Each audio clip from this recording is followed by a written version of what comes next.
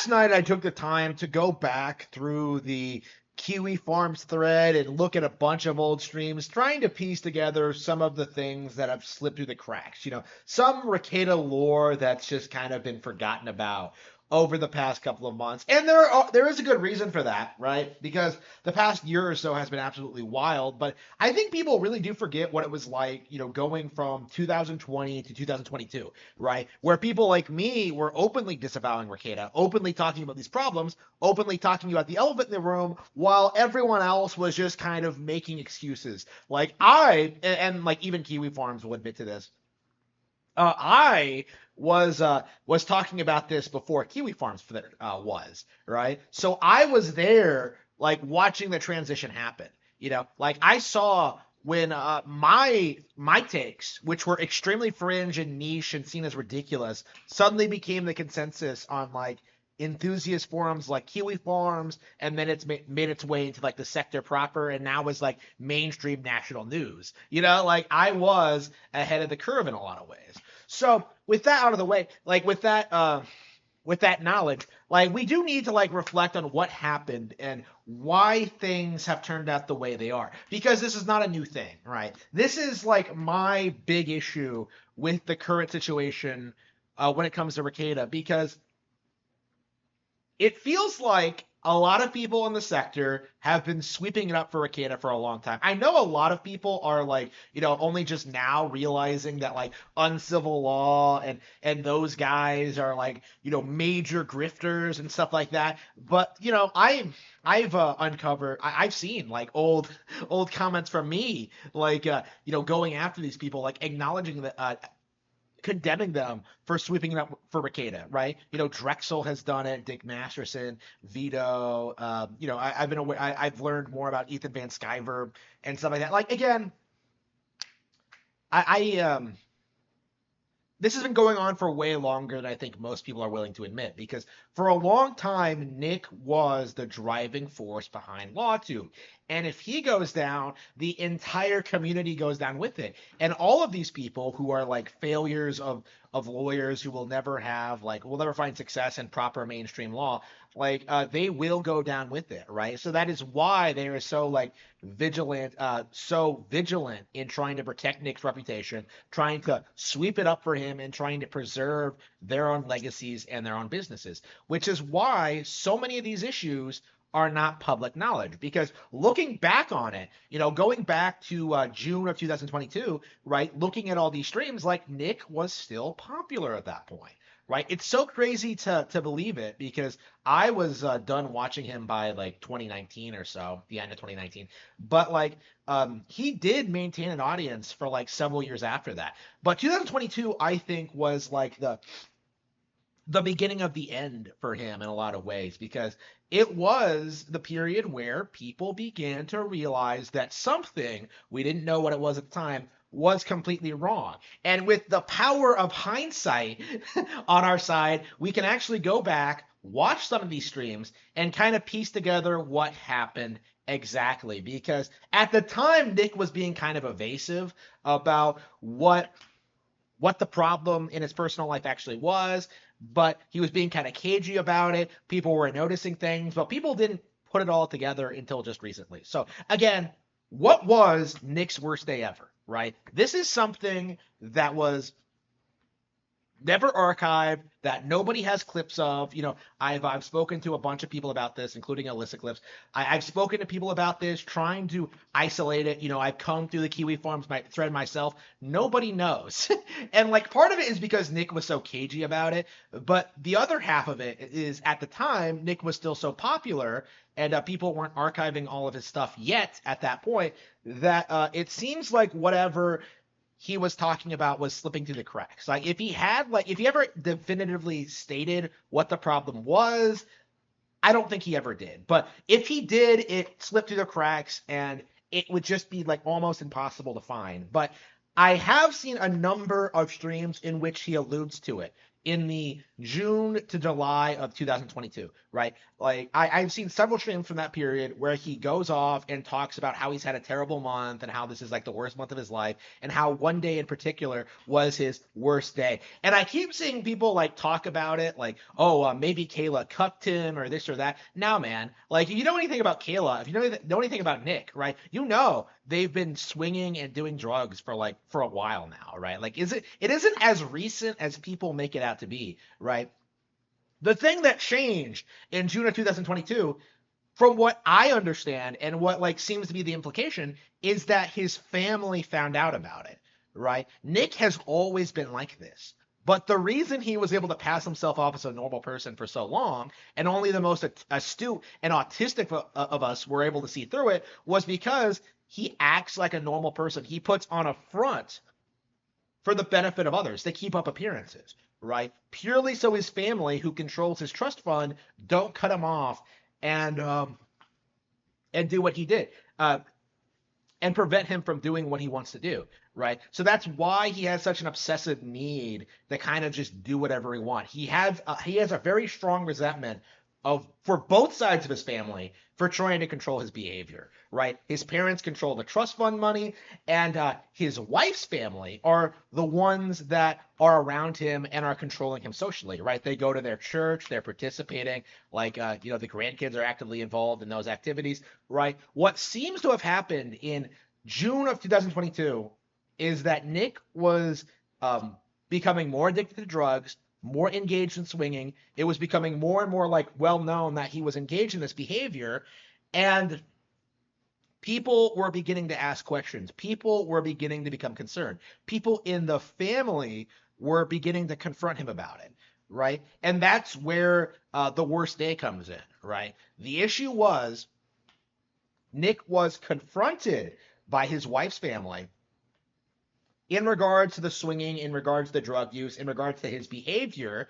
And so as a result of that, Nick started distancing themselves from them and trying to just like do whatever he wants, right? Trying to live his American Beauty lifestyle. Now, the thing about Nick's life versus American Beauty is that unlike American Beauty, in which like the wife hates the husband and that's an important part of the part, like Nick and Kayla are very codependent on each other, right? You know, Aaron Imholt has testified to this, and you can kind of see this like in general, like throughout their behavior. Like they enable each other's bullshit, like a lot. They have a really toxic, like codependent relationship in this regard, right? Where Kayla just sits around watching Star Trek all day, not really doing anything. And Nick, like, just provides the resources for her to do that, right? And, this lifestyle, like this attempt at like trying to avoid all responsibility in their personal lives. I don't think it's just Nick. It's Kayla who's also responsible for this. Um, this attempt at like avoiding all responsibility in their personal lives, refusing to contribute to the homeschool properly, like refusing to follow any laws or like safety standards, like refusing to take care of their kids or like the extended family. Like this issue kept escalating until like the family confronted them about it in 2022, right? That seems to be when things went off the rails because Nick apparently felt, because of the situation he was in with the streaming career and stuff like that, he felt like he was established enough that he was able to tell the family to fuck off and he could do what he wanted, right? And so he did that.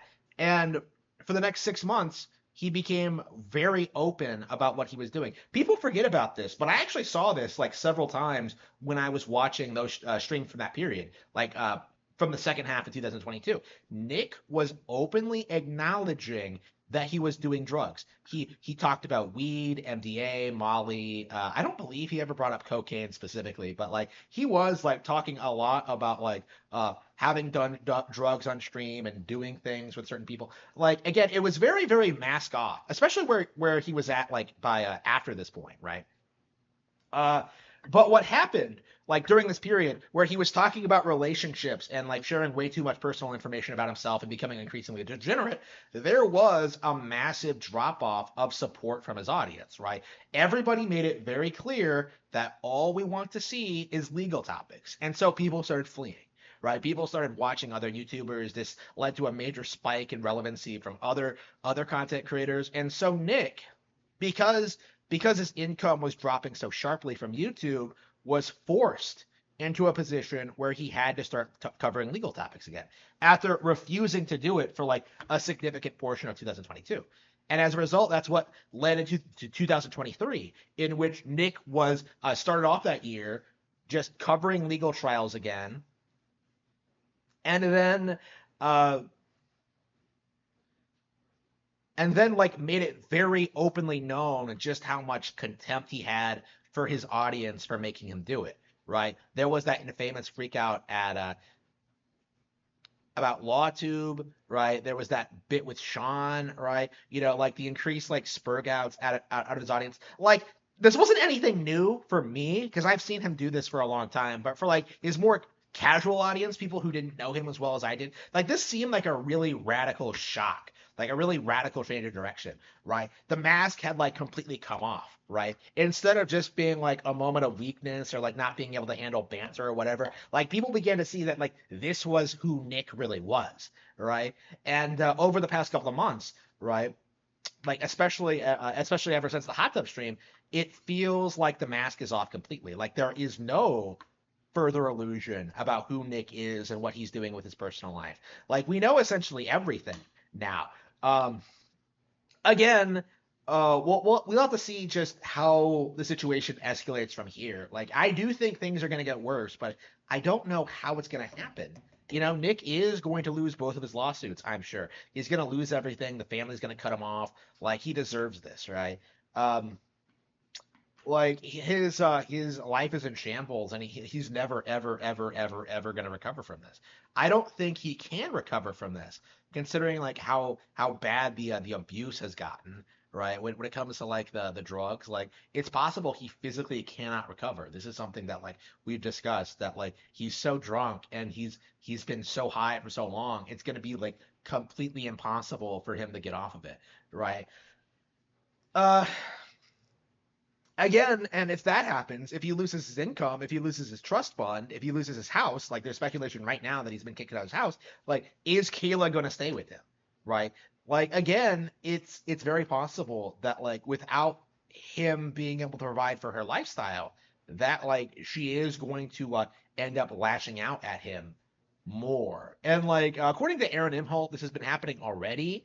I've been doing like some research watching her on streams, and like I really do get the impression she's come some kind of like manic depressive, but like we've never seen her act like that. Like we've never seen her on camera in a depressive episode, right? So again, I don't know if that's exaggerated or if Aaron's making it up or like again, I wouldn't like put it past her though. It's kind of my views on it. Like I think at a certain point, like they are not going to be able to like sustain themselves the way they have been doing.